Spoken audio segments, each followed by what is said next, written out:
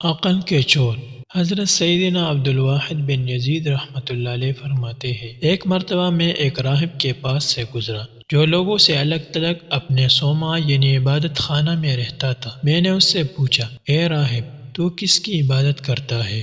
کہنے لگا، میں اس کی عبادت کرتا ہوں جس نے مجھے اور تجھے پیدا کیا۔ میں نے پوچھا، اس کی عظمت و بزرگی کا کیا عالم ہے؟ اس نے جواب دیا، وہ بڑی عظمت و مرتبت کا مالک ہے، اس کی عظمت ہر چیز سے بڑھ کر ہے۔ میں نے پوچھا، انسان کو دولت عشق کب نصیب ہوتی ہے؟ تو وہ کہنے لگا، جب اس کی محبت بے غرض ہو اور وہ اپنے معاملہ میں مخلص ہو۔ میں نے پوچھا، محبت کب خالص و بے غرض ہوتی ہے؟ اس نے جواب دیا، جب غم کی کیفیت طاری ہو اور وہ محبوب کی اطاعت میں لگ جائے۔ میں نے کہا، محبت میں اخلاص کی پہچان کیا ہے؟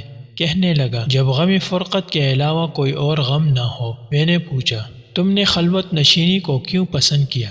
کہنے لگا، اگر تو تنہائی و خلوت کے لذت سے آشنا ہو جائے تو تجھے اپنے آپ سے بھی وحشت محسوس ہونے لگے۔ میں نے پوچھا، انسان کو خلوت نشینی سے کیا فائدہ حاصل ہوتا ہے؟ راہب نے جواب دیا، لوگوں کے شر سے امان مل جاتی ہے اور ان کی آمد و رفت کی آفت سے جان چھوٹ جاتی ہے۔ میں نے کہا، مجھے کچھ اور نصیحت کر۔ تو وہ کہنے لگا، ہمیشہ حلال رزق کھاؤ، پھر جہاں چاہو سو جاؤ، تمہیں غم و پریشانی نہ ہوگی۔ میں نے پوچھا، راحت و سکون کس عمل میں ہے؟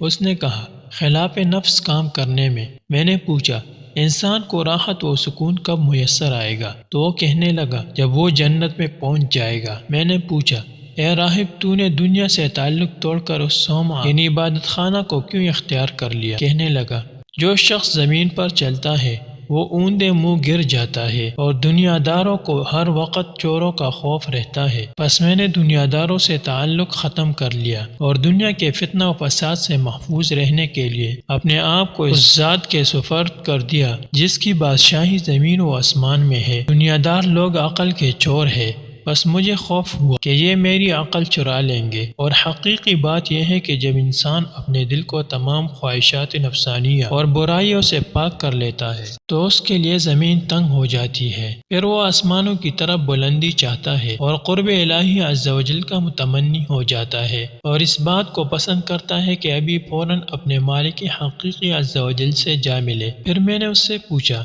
اے راہب، تو کہاں سے کھاتا ہے؟ کہنے لگا، میں ایسی کھیتی سے اپنا رزق حاصل کرتا ہوں جسے میں نے کاشت نہیں کیا، بلکہ اسے تو اس ذات نے پیدا فرمایا ہے جس نے یہ چکی یعنی داڑے میرے منہ میں نصب کیے، میں اسی کا دیا ہوا رزق کھاتا ہوں۔ میں نے پوچھا، تم اپنے آپ کو کیسا محسوس کرتے ہو؟ کہنے لگا، اس مسافر کا کیا حال ہوگا جو بہت دشوار گزار سفر کے لیے بغیر زاد راہ کے روانہ ہوا ہو، اور اس شخص کا کیا حال ہوگا جو اندھیری اور وحشت ناک قبر میں اکیلا رہے گا، وہاں کوئی غمخوار و مونس نہ ہوگا، پھر اس کا سامنا اس عظیم و قہار ذات سے ہوگا جو احکم الحاکمین ہے، جس کی بادشاہی تمام جہانوں میں ہے۔ اتنا کہنے کے بعد وہ راہب زاروں قطار رونے لگا۔ میں نے پوچھا، تجھے کس چیز نے رلایا؟ کہنے لگا، مجھے جوانی کے گزرے ہوئے وہ ایام رلا رہے ہیں جن میں کچھ نیکی نہ کر سکا، اور سفر آخرت میں زاد راہ کی کمی مجھے رلا رہی ہے۔ کیا معلوم میرا ٹھکانہ جہنم ہے یا جنت؟ میں نے پوچھا، غریب کون ہے؟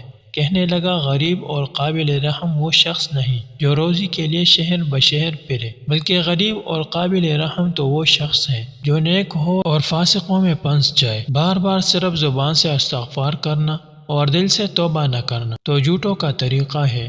اگر زبان کو معلوم ہو جاتا کہ کس عظیم ذات سے مغفرت طلب کی جا رہی ہے تو وہ منہ میں خشک ہو جاتی۔ جب کوئی دنیا سے تعلق قائم کرتا ہے تو موت اس کا تعلق ختم کر دیتی ہے۔ پھر کہنے لگا، اگر انسان سچے دل سے توبہ کرے تو اللہ عز و جل اس کے بڑے بڑے گناہوں کو بھی معاف فرما دیتا ہے، اور جب بندہ گناہوں کو چھوڑنے کا عزم مصمم کر لے تو اس کے لیے آسمانوں سے فتوحات اترتی ہے اور اس کی دعائیں قبول کی جاتی ہے، اور ان کے دعاؤں کی برکت سے اس کے سارے غم کافور ہو جاتے ہیں۔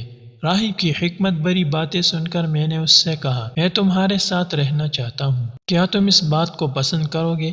تو وہ راہب کہنے لگا، میں تمہارے ساتھ رہ کر کیا کروں گا؟ مجھے تو اس خدا عز و جل کا قرب نصیب ہے